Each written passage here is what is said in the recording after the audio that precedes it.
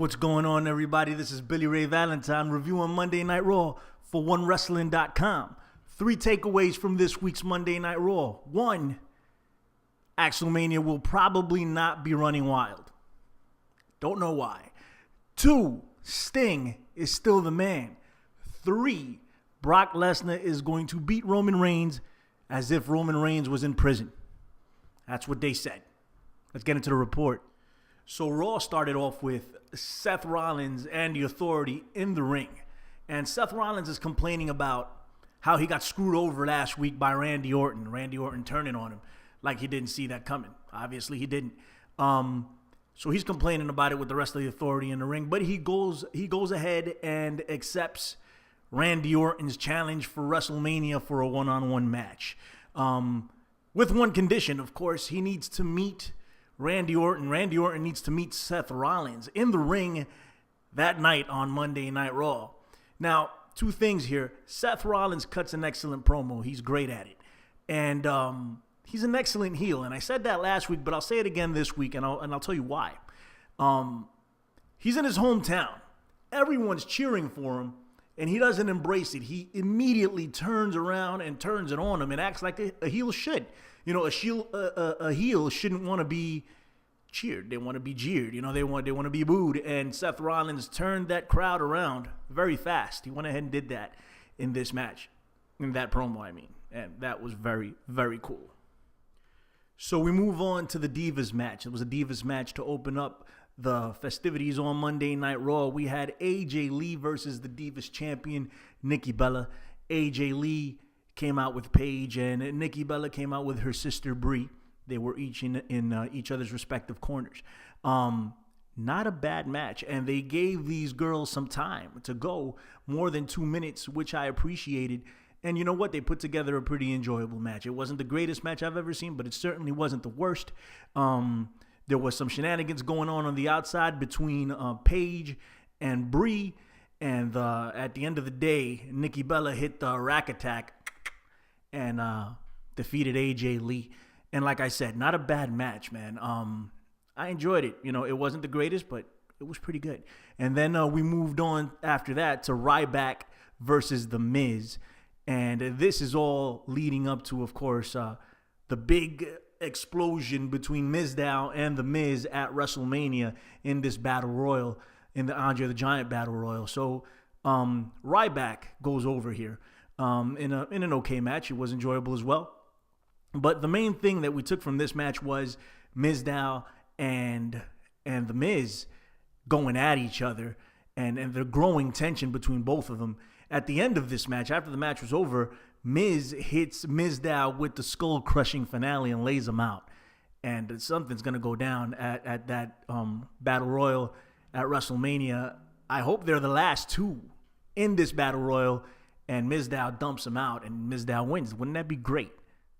Then we moved on to Tyson Kidd and Cesaro, the WWE Tag Team Champions, versus A New Day, with Los Matadores watching on the outside. Now, the highlight of this entire match was this promo that Cesaro and Tyson Kidd cut, which was funny. It was corny, but it was funny at the same time. If you're a fan of clapping, that is. Because, you know, New Day, they go around clapping, and Cesaro and Tyson Kidd said they could do anything better than the New Day, including clapping, and they showed it. So if you're a fan of clapping, that was some exceptional clapping that went down in this promo, and that was pretty cool.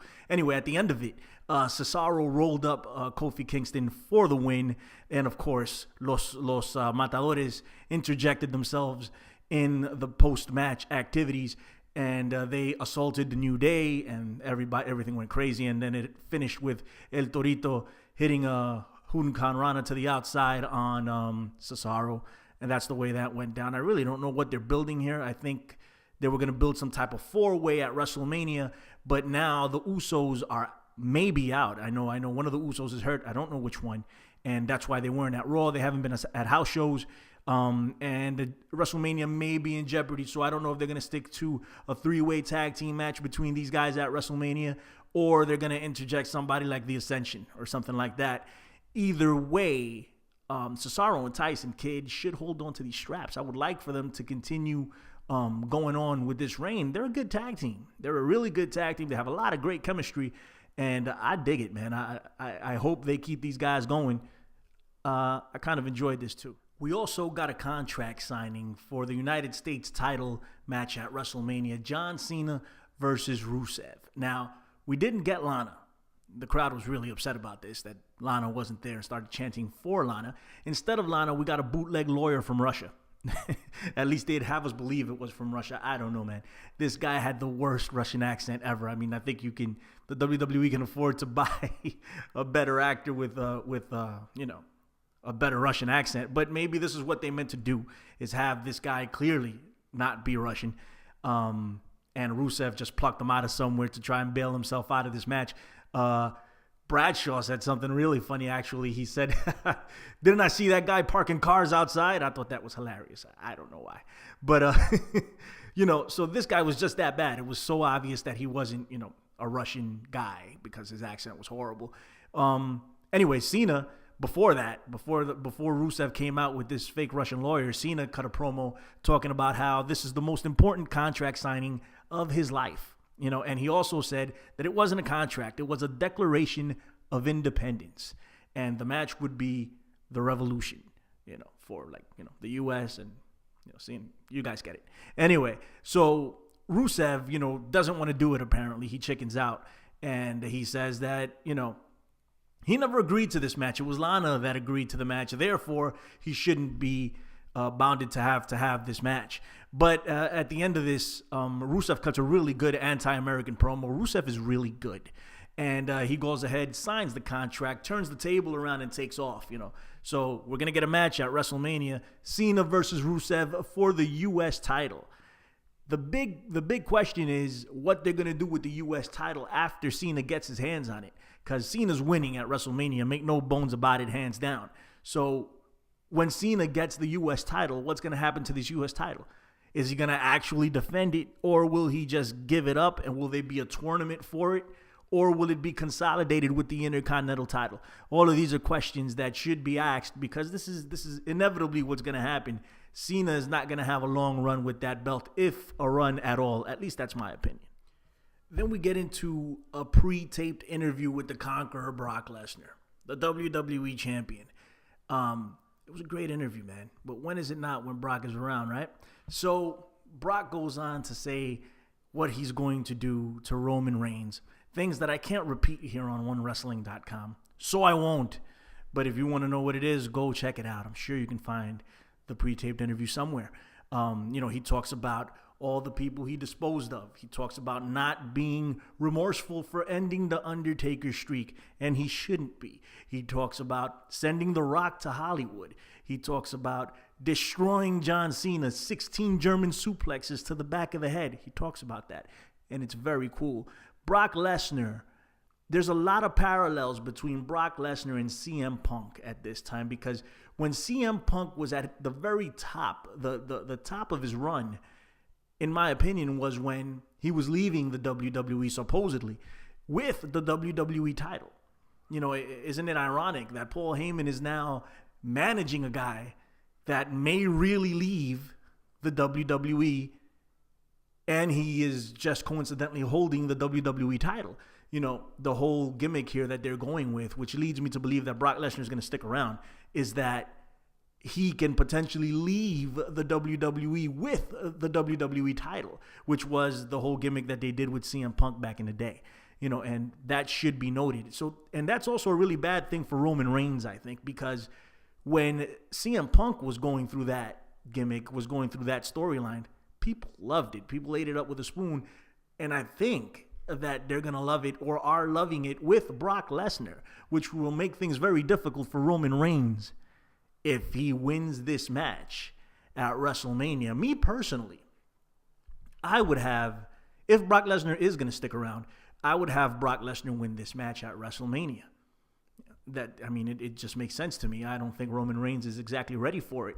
So have Brock Lesnar win it. Make him even stronger. Do like New Japan. In New Japan, they had Tanahashi versus Okada, and Tanahashi won. He won the match, and Okada was crying at the end of it. This is in Wrestle Kingdom.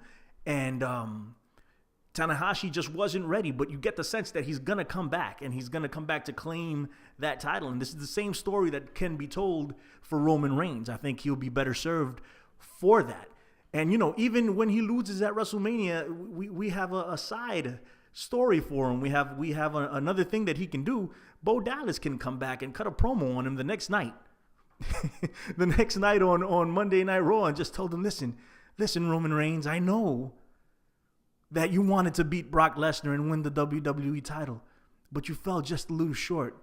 But you don't have to. You can beat Brock Lesnar if you believe. That would be amazing. And then, you know, Brock Lesnar would kill both of them in my world, but don't worry about that. Then we move on to the Big Show versus Erick Rowan. This is a match that never even got started. It never even got started. Big Show came in and obliterated this guy before the bell even rang. He even did a elbow drop a la the Macho Man Randy Savage off the second rope. Very impressive for a guy the size of the Big Show.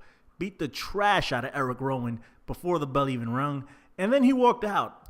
So no contest, I'm assuming. That's it. There was no match. That was that.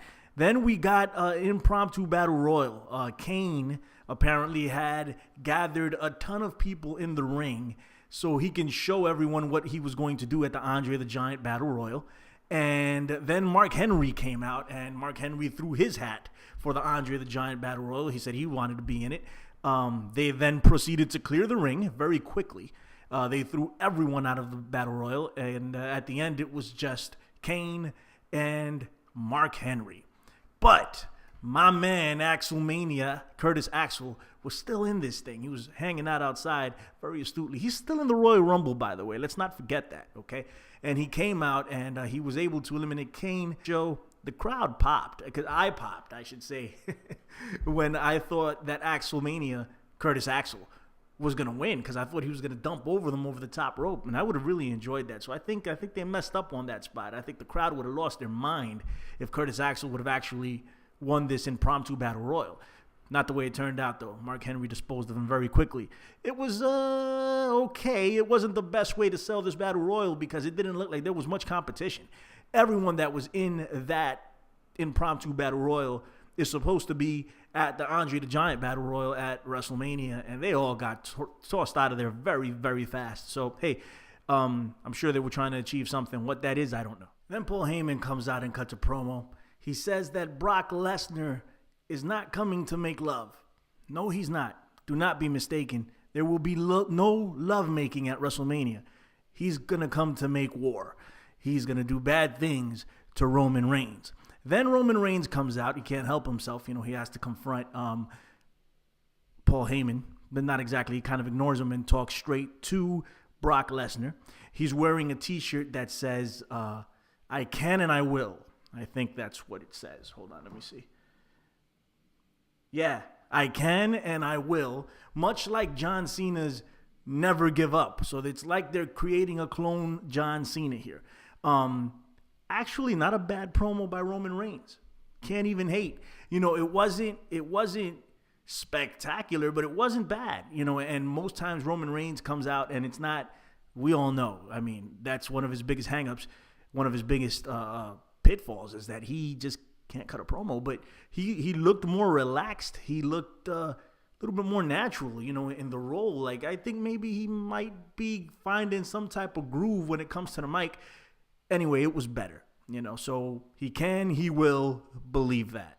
Then we move on to a really, really good match. I mean, it's always going to be a good match when you get Bryan and Zigler in there. Not always, but 90% of the time. Anyway, we had Bad News Barrett, Luke Harper, and Stardust versus Daniel Bryan, Dean Ambrose, Dolph Ziggler. Excellent match, man. I mean, it wasn't very long, but it was very, very good. And of course, you know, this goes without saying. The Intercontinental Champion gets pinned on Monday Night Raw because that's what happens to the Intercontinental Champion. So this is why I don't understand why everybody wants this belt. He got pinned. Dean Ambrose hits the dirty deeds, and there goes Wade Barrett. He loses the match. I mean, good match though. Good match though. But at the end of this whole deal, Wade Barrett actually recovers the IC title after everybody, you know, hot potatoes it around. There was one confrontation with Zigler and Bryan when they were both tugging on the IC belt, and then they both started hitting each other, and that was pretty cool. Good match. And then we hit the grand finale. This was pretty cool, man. Well, throughout the night, the Authority was alienating Seth Rollins. At least they were acting as if they were alienating Seth Rollins. Kane and the Big Show told him to watch his mouth and, have some respect. Stephanie could talk to them in a particular way, but not Seth Rollins. J&J Security just straight up quit, and they were like, whoa, what's going to happen here? J&J Security quit. Kane and the Big Show aren't on your corner, and so he goes over to Triple H and Stephanie McMahon, and he pisses off Triple H. And, he said something very funny. He goes, are you going to continue playing hide and seek with Sting? I thought that was hilarious, and they pretty much tell Seth Rollins to take a hike, be careful what you say and how you say it. So at this point, you think that Seth Rollins is going to walk into this match with Randy Orton with zero backup. But of course, it was a big rouge, and everyone comes out with Seth Rollins to the ring, the entire Authority looking to pick apart Randy Orton. The crowd starts chanting Sting immediately. Lights go out, lights go back on, and Sting is in the ring. I lost my mind. I was not expecting this. I really wasn't. So when Sting, and Sting looks in good condition. I mean, he was still wearing a shirt, but he looks a little slimmer. His arms look a little tighter. The guy's been in the gym, and he moves almost like he used to before. He hit a couple of stinger splashes, man. Only one, actually. But it was awesome, and he had the bat. They cleared the ring. He hit a scorpion death drop. It was very, very cool to see Sting in actual physical ring action, on Monday Night Raw. And I think this is one of the biggest selling points for WrestleMania. I want to see Sting in the ring. I want to see how he looks. I want to see what type of match he's going to have with Triple H. It's going to be very interesting. I really enjoyed this final segment with Sting, and Raw as a whole was not bad. It was actually okay. So it gets my stamp of approval. I got to come up with something, maybe a stamp, some type of graphic when there's a decent Monday Night Raw, So good. I dug it, man. Raw was great. Not great, but good. And Sting is great. And that was awesome. Big shout outs to everyone at OneWrestling.com. Bill Apter, Big Ray, Andre Corbeil, Bill Schuyler, and of course my cohorts at the PW Hustle, Anthony Quintana and A-Track Brown, the dirtiest of the city. My name is Billy Ray Valentine, and thanks for tuning in to this Monday Night Raw review. Let's see how the show continues to evolve. I said that last week, but I mean it this week. You know what I mean? So peace. Take it easy. Bye-bye.